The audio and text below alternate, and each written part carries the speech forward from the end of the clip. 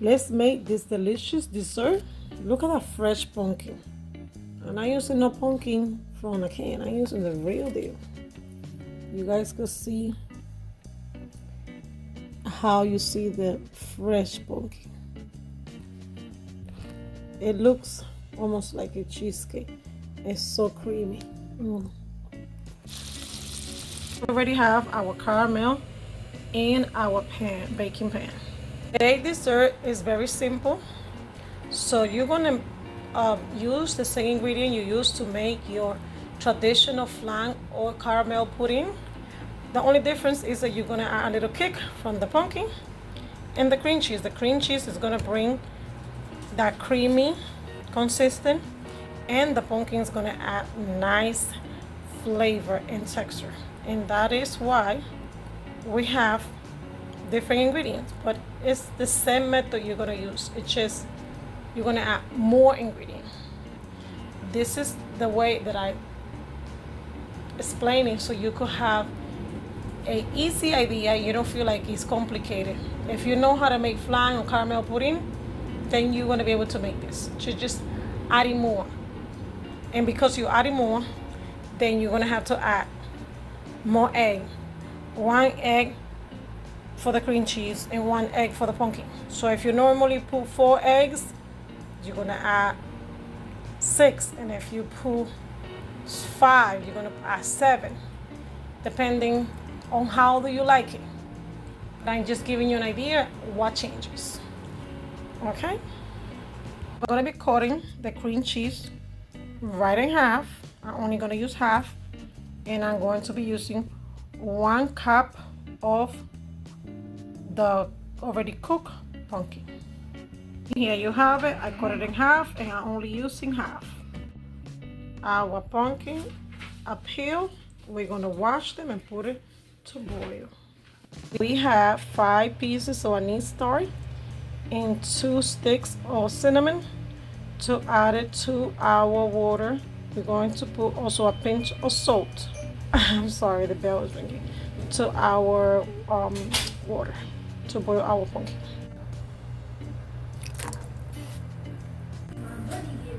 We're going to add our pumpkin to boil them. And our pumpkins are already nice and soft, and we're going to proceed by removing the anise starch and the cinnamon, so we could make a puree. And you could put it in a food processor, or you could mash it with a fork to make the puree. You don't really have to add anything to your puree.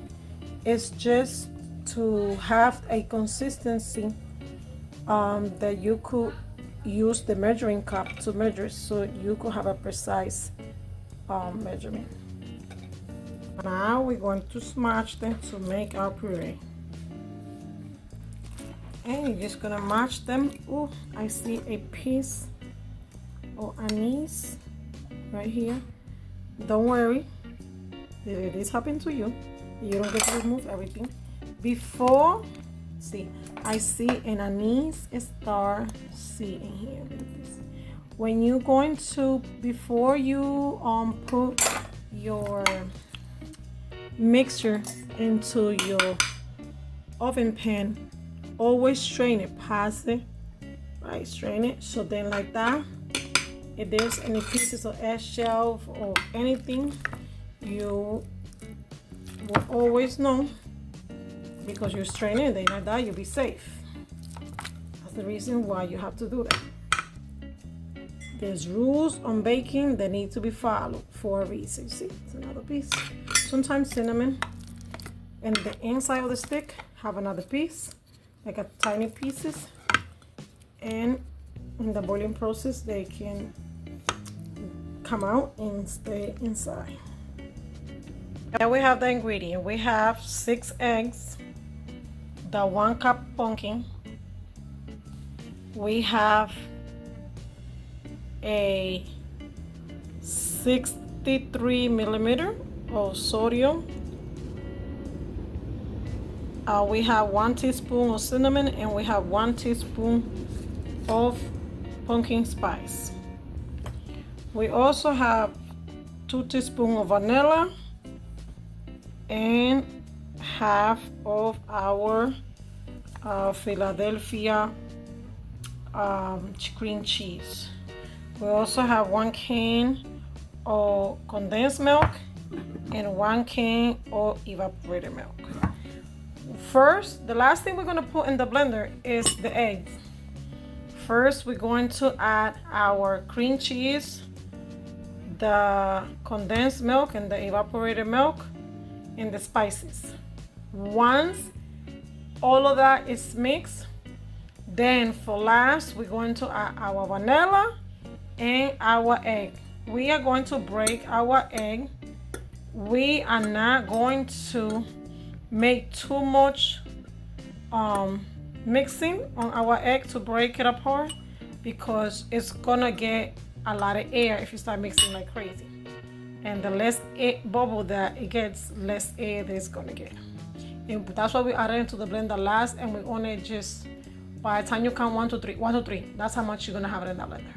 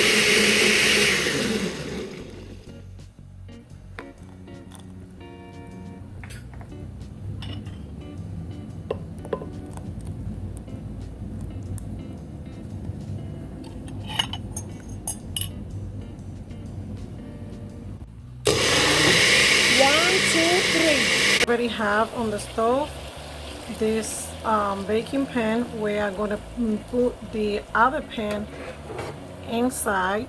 Right, where I'm going to put the mixture, I'm going to put it inside so I could put it in the oven in the Mary bath. The water is already hot. The oven is already preheated at 350 degrees.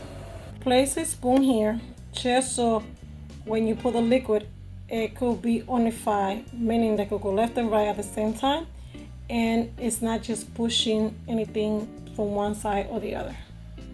And we're going to be using this to strain, just to make sure there's nothing that is not supposed to go in there to go in there.